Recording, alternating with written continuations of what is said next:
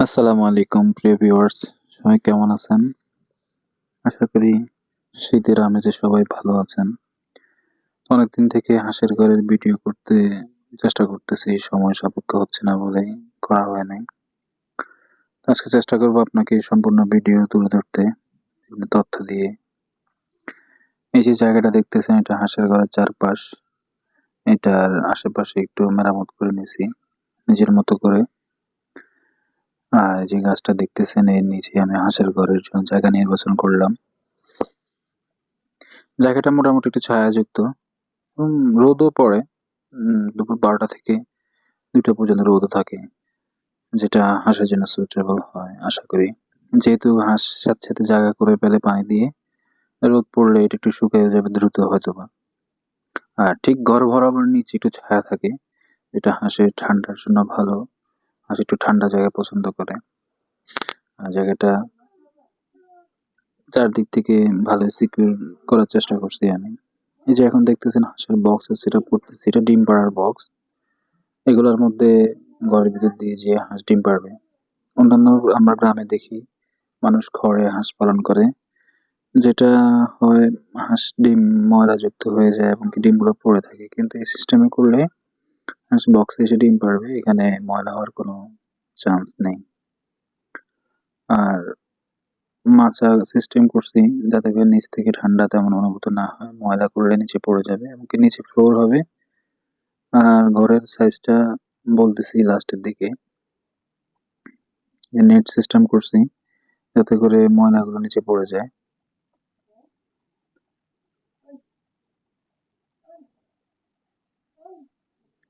আর অনেকে এই ঘরগুলো দোচালা করে, ছোটখাটো যদি ভালো স্পেস থাকে করতে পারে। তো আমি একচালা করছি, কারণ আমার জায়গার স্বল্পতা আছে এখানে।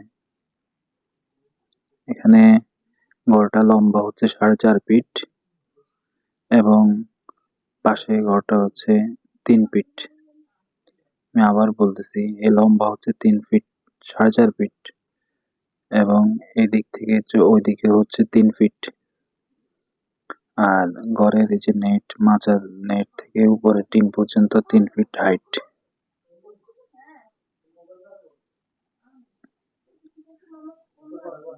আর চারপাশে পুরা টোটাল হাঁসের এরিয়া রাখছি 10 ফিট, 5.5 ফিট। শুধু ঘরের নিচের অংশটা ওখানে চারপাশ ঘেরাও দিয়ে দিব পরবর্তীতে। আর এটা হচ্ছে হাঁসের মই, যেটা বেয়ে হাঁস ঘরে উঠবে এবং ঘর থেকে নামবে। দেখতেছেন হাঁসের দরজা রেডি করতেছি, দরজা লাগানো আছে, এটা রেডি হচ্ছে আস্তে আস্তে।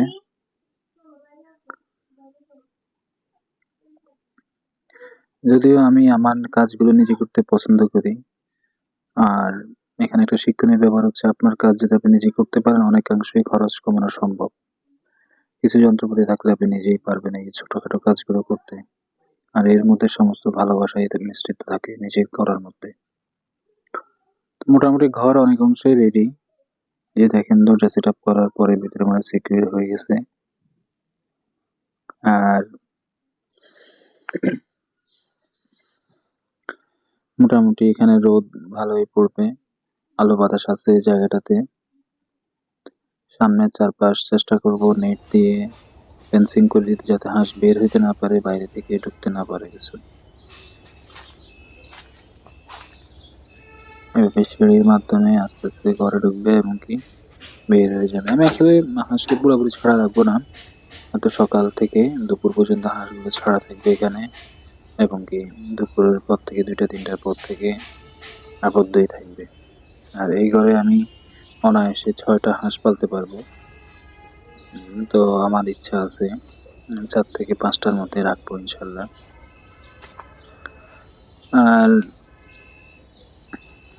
সামনে যে অংশটা, যে নেটের নিচে, এগুলা 1 স্কোয়ার, লম্বাতে 11 ইঞ্চি, আর গ্যাপগুলো হচ্ছে প্রায় 1.5 ইঞ্চি করে, যাতে হাঁস গলা বের করে খাওয়া খেতে পারে। বাইরে অংশে ট্রে বসাবো হাঁসের, এখানে ট্রেটা সেট আপ হবে, ট্রেটাও নেওয়া আছে, জাস্ট বসায় দেওয়ার ব্যবস্থা করতে হবে। সামনে হাঁস, ঘরের ভিতরে কোনো খাওয়া দাওয়া সিস্টেম নেই, হাঁস মাথা বের করে খাওয়া খাবে। ইনশাল্লাহ সেটাও দেখবেন। এই অংশটা খাওয়ার পরে ঢেকে রাখার মতো ব্যবস্থা হবে, যাতে করে সরাসরি হাঁস বসলে দবানাতে থাকলে সেটা গায়ে বাতাস না লাগে। তো এটা হাইট হচ্ছে লম্বা 11 ইঞ্চি, আর প্রতিটা গ্যাপের 1.5 ইঞ্চি করে গ্যাপ, আর উপরে চারপাশে হচ্ছে নেট।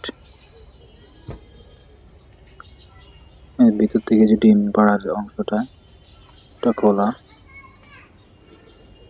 আর যাতে ডিমগুলো সুরক্ষা থাকে সেই ব্যবস্থাও করা হয়েছে। উপর থেকে ডিম ট্রে করে দেওয়ার জন্য বাটার সিস্টেম করে দিয়েছি। এই আর কি বিস্তারিত বলার চেষ্টা করছি। আপনারা যারা করতে চান, যদি কোনো পরিমাপের প্রয়োজন হয় জানাবেন। ইনশাল্লাহ আমাদের ফেসবুক পেজের মাধ্যমে পরিপূর্ণভাবে আপনাদেরকে, অথবা হোয়াটসঅ্যাপের মাধ্যমে নক করলে আমরা জানাই দেব কীভাবে আপনি শুরু করতে পারেন একটি আদর্শ বিজ্ঞান ভিত্তিক ছোট্ট হাঁসের খামার। ধন্যবাদ আমাদের সাথে থাকার।